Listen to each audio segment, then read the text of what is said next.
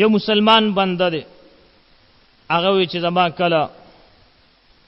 پدیزی باندې درد راځي کله می پدیزی کې تکلیف وي کله می دلته تکلیف وي کله بر تکلیف وي کله خطه تکلیف وي کله می معده باندې درد وي کله می پزړه باندې درد نه راځي ښا دا درد اصل کې په معده باندې وي ډیر خلک وي زړه می سوځي زړه نه سوځي معده سوځي ښا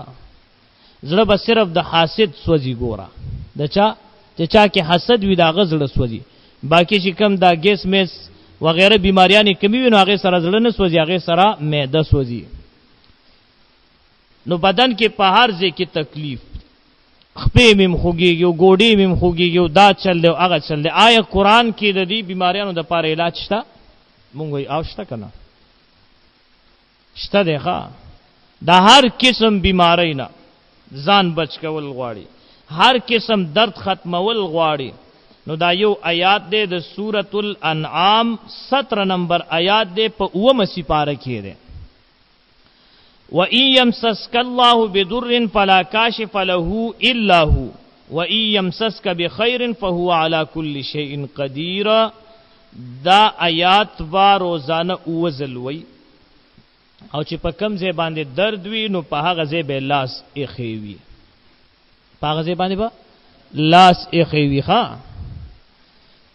ا دا څوک چې ځان دمینو د خپل لاس ګوره خبره پوه شو کنه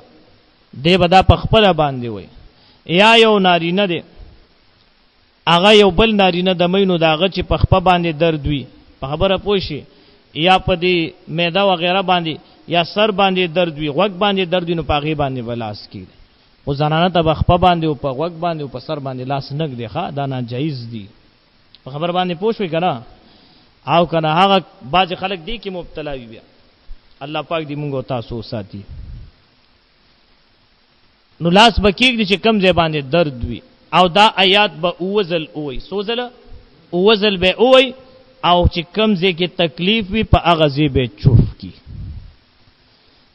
او کله خپل نشي دغه کولې نو بیا یو پویا کس تقوادار کس منځګزار کس هغه ته دی وي چې دا آیات اوزل اوایا نو هغه کې بیا سو کی پاغي باندې شرشمو تیل یا د قرنګي زيتون تیل شو یا د کونزلو تیل روغنی تیل ورته وي